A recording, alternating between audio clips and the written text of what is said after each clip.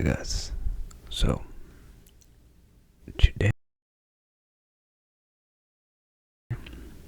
the story is called In the Vault, and it is by H.P. Lovecraft. So let us get started.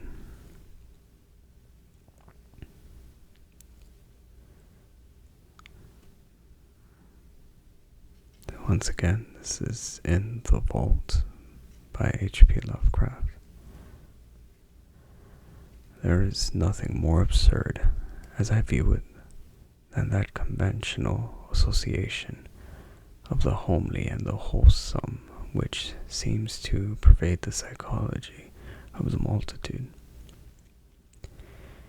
Mention a bucolic Yankee setting, a bungling and thick febrid village undertaker, and a careless mishap in the tomb, and no average reader can be brought to expect more than a hearty, albeit grotesque phase of comedy. God knows that the prose tale of George Birch's death permits me to tell has it in aspects beside which of our darkness tragedies are blight. Birch acquired a limitation and changed his business in 1881, yet never discussed the case when he could avoid it. Neither did his old physician, Dr. Davis, who died years ago.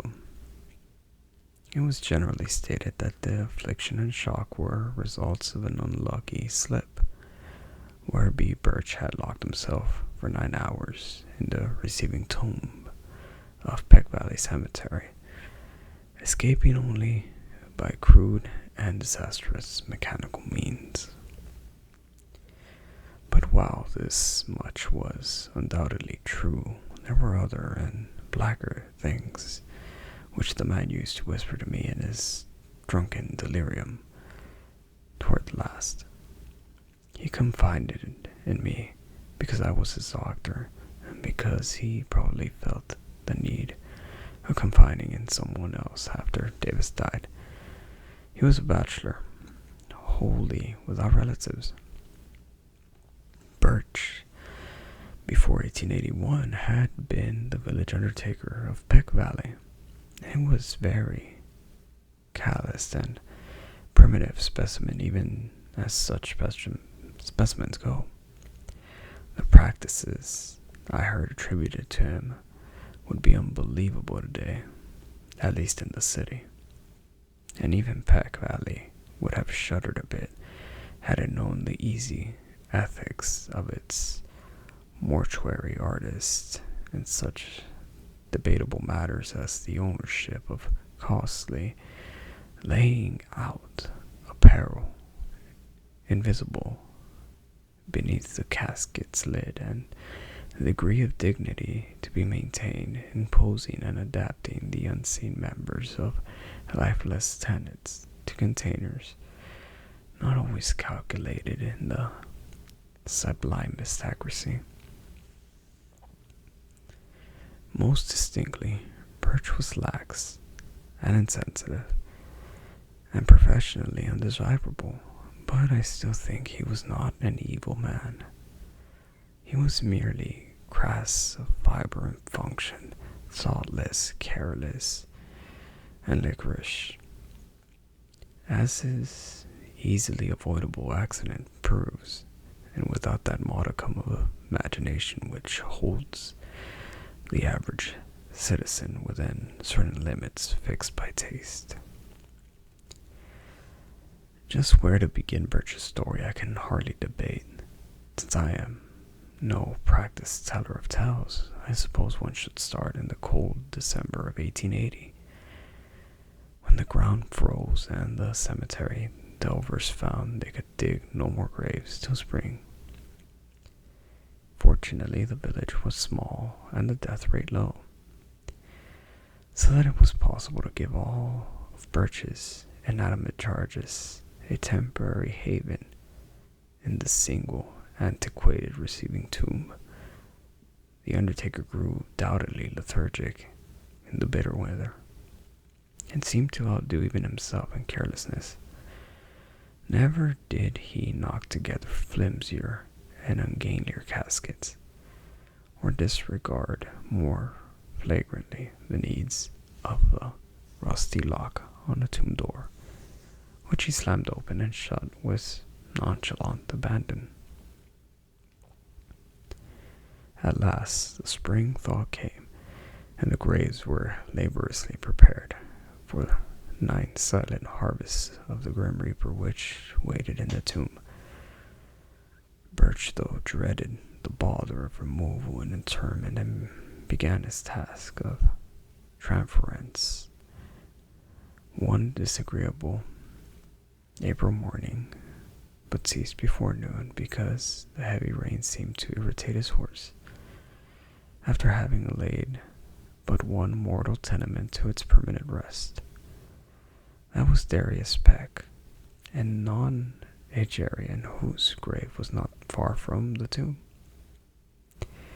Birch decided he would begin the next day with little old Matthew Fenner, whose grave was also nearby, but actually postponed for the matter of 3 days, not getting to work until Good Friday, the 15th.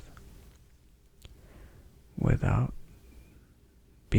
superstition, he did not heed the day at all, though ever forward or ever afterward he refused to do anything of importance on that fateful 6th day of the week. Certainly the events of that evening greatly changed George Birch. On the afternoon of Friday, April 15, Birch set out for the tomb with horse and wagon to transfer the body of Matthew Fenner. That he was not perfectly sober, he subsequently admitted, though he had not taken to the wholesale drinking by which he later tried to forget certain things. He was just dizzy and careless enough to annoy his sensitive horse, which as he drew it viciously up at the tomb, neighed and pawed and tossed its head, much as that former occasion when the rain had vexed in. The day was clear, but the wind had sprung up, and Birch was glad to get shelter as he unlocked the iron door and entered the side hill vault. Another might not have relished the damp warder's chamber with 8 carelessly placed coffins, but Birch in those days was insensitive and was concerned in only getting the right coffin for the right grave. He had not forgotten the criticism aroused when Hannah Bixley's relatives, wishing to transport her body to the cemetery in the city, whither that they had moved, and found the casket of Judge Carpwell beneath her headstone. The night was dim, but Birch's sight was good. He did not get Asaph Sawyer's coffin by mistake, although it was very similar. He had indeed made that coffin for Matthew Fenner, but had cast it aside at last as too awkward and flimsy a fit, curiously sentimentally aroused by recalling how kindly and generous the little old man had been to him during his bankruptcy 5 years before. He gave old Matt the very best his skill could produce, but was thrifty enough to save the rejected specimen and to use it when Asaph Sawyer died of a malign fever. Sawyer was not a lovable man, and many stories were told of his almost inhuman vindictiveness and tenacious memory for wrongs, real or fancied. To him, Birch had felt no compunction in assigning the carelessly made coffin, which he now pushed out of the way for his quest, for Fenner's casket. It was just as he recognized Old Matt's coffin that the door slammed in the wind, leaving him in a dusk even deeper than before. The narrow transom admitted only the feeblest of rays, and overhead ventilation funneled virtually none at all, so that he reduced to a profane fumbling as he made his halting way among the long boxes toward the latch. In this funeral twilight he rattled the rusty handles, pushed at the iron panels, and wondered why the massive portal had grown so suddenly recalcitrant. In this twilight too he began to realize the truth and to shout loudly, as if his horse outside could do more than neigh an unsympathetic reply. For the long neglected latch was obviously broken, leaving the careless undertaker trapped in the vault, a victim of his own oversight. The thing must have happened at about 3:30 in the afternoon. 3:30 in the afternoon. Birch, being temperament, phlegmatic and practical, did not shout long, but proceeded to grope about for some tools which he recalled seeing in a corner. It was a tomb. It was doubtful whether he was touched at all by the horror or exquisite weirdness of his position, but the bald fact of imprisonment so far from the daily paths of men, was enough to exasperate him truly. His day's work was sadly interrupted, and unless chance presently brought some rambler hither, he might have to remain all night or longer. The pile of tools soon reached, and a hammer and a chisel selected. Birch returned over the coffin to the door. The air had began to be exceedingly unwholesome, but to this detail he paid no attention as he toiled, half by feeling at the heavy and corroded metal of the latch. He could have given much for a lantern or a bit of a candle, but lacking these, bungled semi-sightlessly as best as he might. When he perceived that the latch was hopelessly unyielding, at least to such meager tools in such tenebrous conditions as these, Birch glanced about for other possible points of escape. The vault had been dug from a hillside, so the narrow ventilation tunnel on the top ran through several feet of earth, making this direction utterly useless to consider. Over the door, however, the high, slit-like transom in the brick facade gave promise of possible enlargement to a diligent worker. Hence, upon his eyes long rested, as he racked his brains for means to reach it, there was nothing like a ladder in the tomb, and the coffin niches on side to rear, which Birch seldom took the trouble to use, afforded no ascent to the space above the door. Only the coffins themselves remained as a potential stepping stone. As he considered these, he speculated on the best mode of arranging them. 3 coffin heights, he reckoned, would permit him to reach the transom. But he could do better with 4. The boxes were fairly even, and could be piled up like blocks. So he began to compute how he might most stably use D8 to rear a scalable platform 4 deep, As he planned, he could not but wish that the units of his contemplated staircase had been more securely made. Whether he had imagination enough to wish they were empty, this is strongly to be doubted.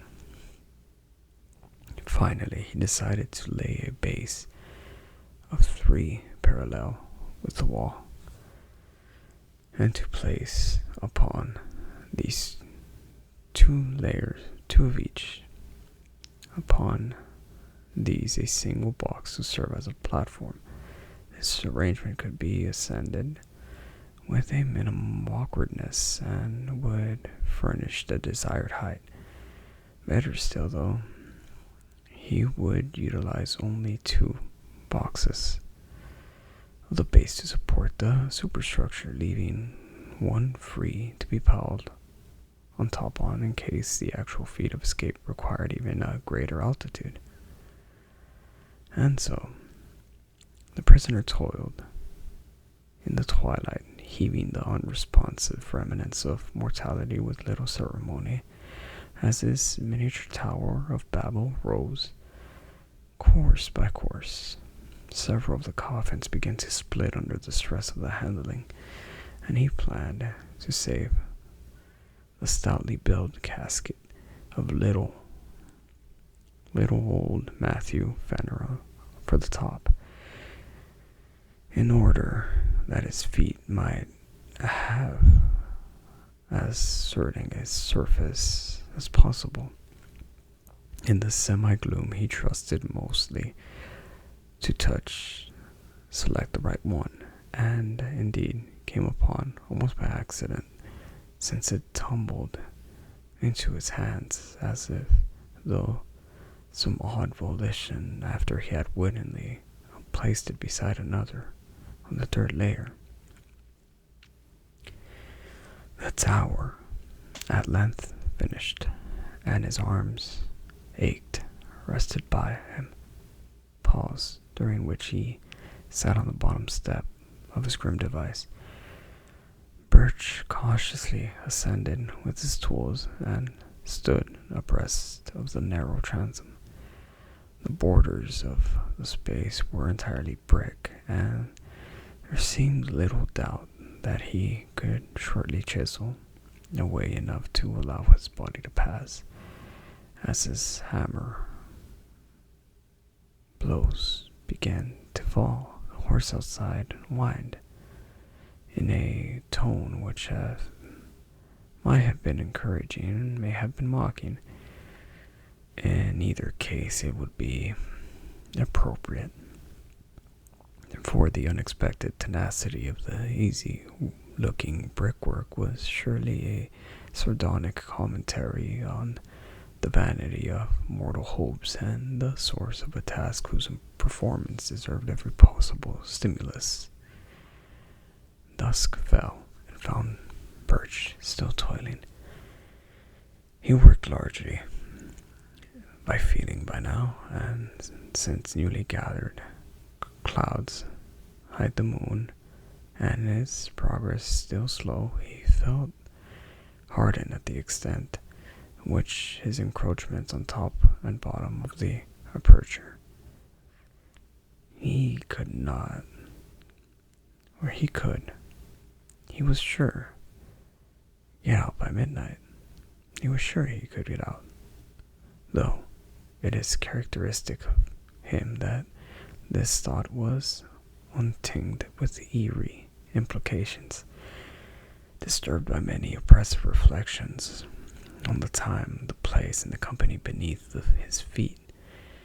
His philosophical chipped away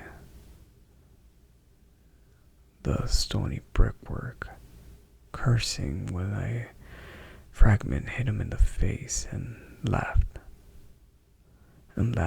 when one struck the increasingly incited horse that pawed over the near cypress tree. In the time, the hole grew so large that he ventured to try to dig his body in it now and then, to shifting about so the coffins beneath them rocked and creaked. He would not, he found, have to pile another on his platform to make the proper height, for the hole was on exactly the right level to use as soon as its size might permit.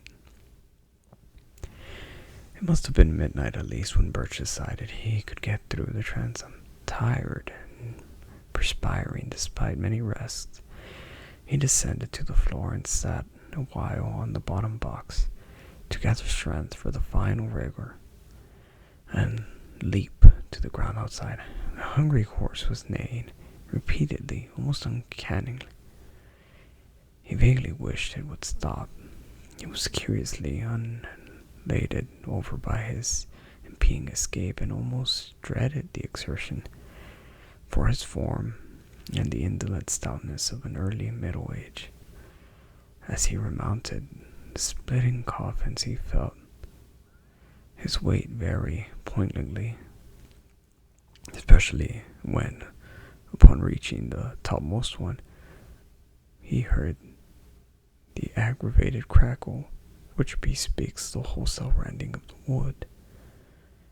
He had, it seems, planned in vain when choosing the stoutest coffin for the platform, and no sooner was his full bulk again upon it, and the rotting lid gave way, jouncing him 2 feet down on a surface which even he did not care to imagine, maddened by the sound or the stench which bellowed forth the open air. The waiting horse gave out a scream too frantic for a neigh and plunged off madly through the night, the wagon rattling crazily behind it. Birch, in his ghastly situation, was now too low for an easy scramble out of the enlarged transom, but gathered his energies for a determined try. Clutching the edges of the departure, he sought himself to pull himself up when he noticed a queer retardation in form of an apparent drag on both his ankles. In another moment he knew fear for the first time that night, for struggle as he would, he could not shake clear of the unknown grasp which held his feet in relentless captivity. Horrible pains as of savage wounds shot through his calves, and in his mind was a vortex of fright, mixed with an unquenchable materialism that suggested splinters or loose nails or some other attribute of the breaking wooden box. Perhaps he screamed. At any rate, he kicked and squirmed frantically and automatically, whilst consciousness was almost eclipsed in the half-swoon. Instinct guided him in the wiggle through the transom, and in the crawl which followed his jarring thud on the damp ground. He could not walk. It appeared that the emerging moon must have witnessed a horrible sight as he dragged his bleeding ankles towards the cemetery lodge. His fingers clawed the black mold in the brainless haste, and his body responded with that maddening slowness from which suffers when chased by phantoms of a nightmare. There was evidently, however, no pursuer, for he was alone and alive when Armington, the lodgekeeper, answered his feeble clawing at his door. Armington helped Birch to the outside of a spare bed and sent his own son, Edwin, for Dr. Davis. The afflicted man was fully conscious, but would say nothing of any consequence, merely muttering such things as, "Oh, my ankle, let go, or shut the tomb." Then the doctor came with his medicine case and asked cryptic questions. and removed the patient's outer clothing, shoes, and socks. The wounds for both ankles were frighteningly lacerated. About the Achilles tendon seemed to puzzle the old physician greatly, and finally, almost to frighten him. His question grew more than medically tense, and his hands shook as he dressed the mangled members, binding them as if he wished to get the wounds out of sight as quickly as possible. For an impersonal doctor, Davis, ominous and awestruck, cross-examined. His cross-examination became very strange indeed as he sought to drain from the weakened undertaker every last detail of his horrible experience.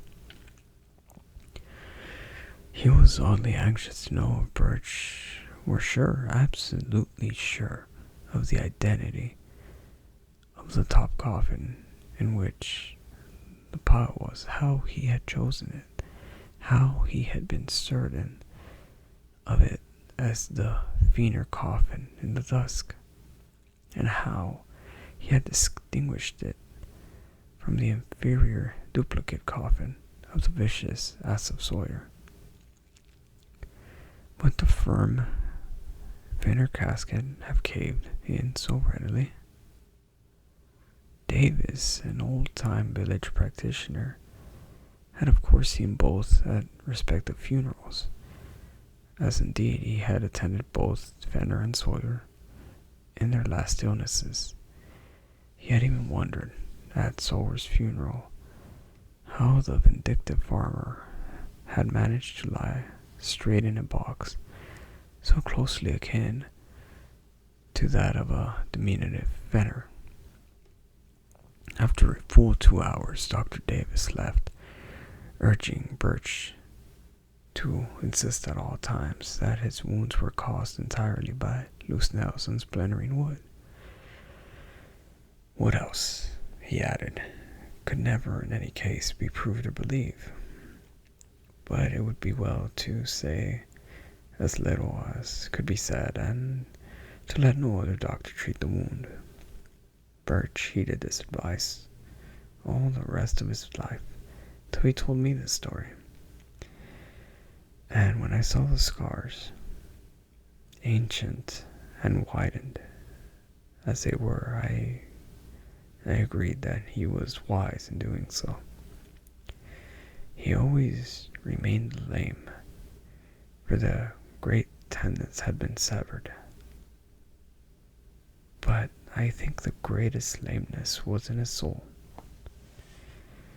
His thinking processes, once so phlegmatic and logical, had become ineffaceably scarred, and it was pitiful to note his response to certain chance allusions, such as to Friday, tomb, coffin, and words of less obvious concatenation.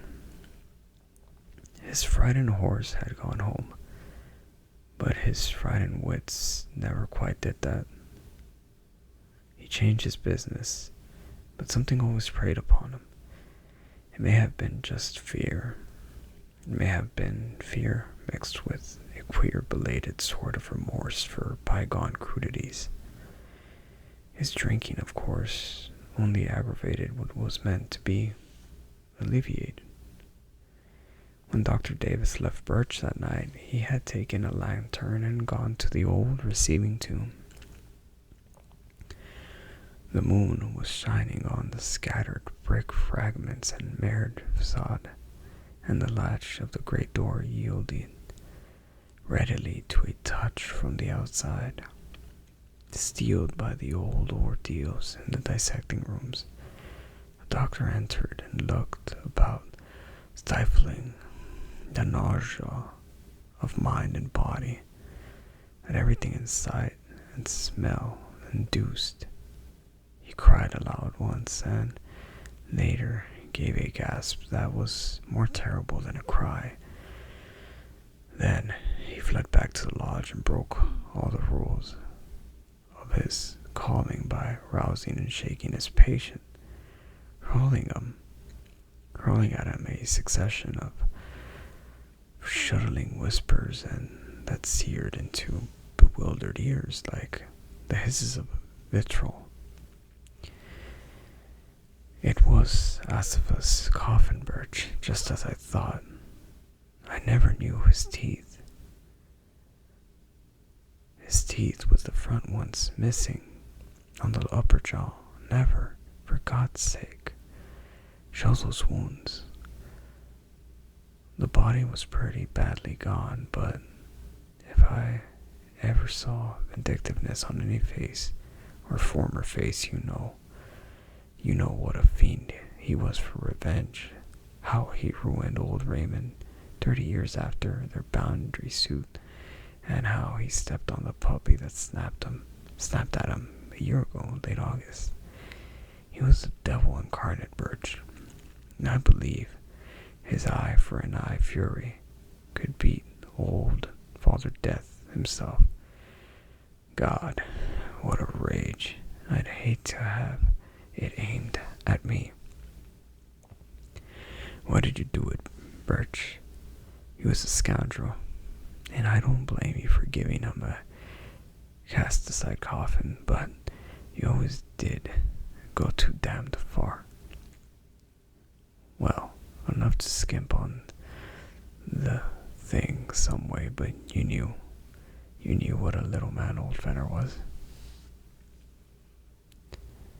I'll never get the picture out of my head for as long as I live. You kicked hard, for Asif's coffin was on the floor. His head was broken in, and everything was tumbled about. I have seen sights before, but there was one thing too much here. An eye for an eye. Great heavens, Birch. But you got what you deserved. The skull turned my stomach, but the other was worse. Those ankles, cut neatly off to fit Matt Feener's cast-aside coffin. Oh, damn. Okay. Oh, guys. That was the vault. In the vault. Jeez. Kinda pretty creepy. So, this one was a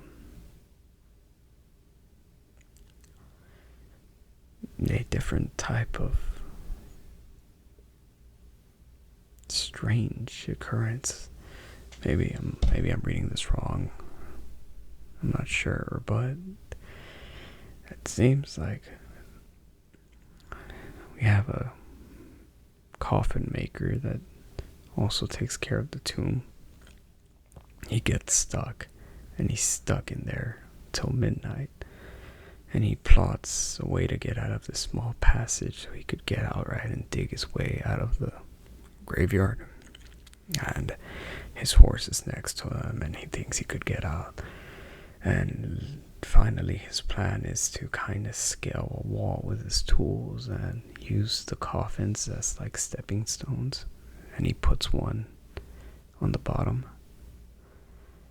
But to my understanding, it wasn't.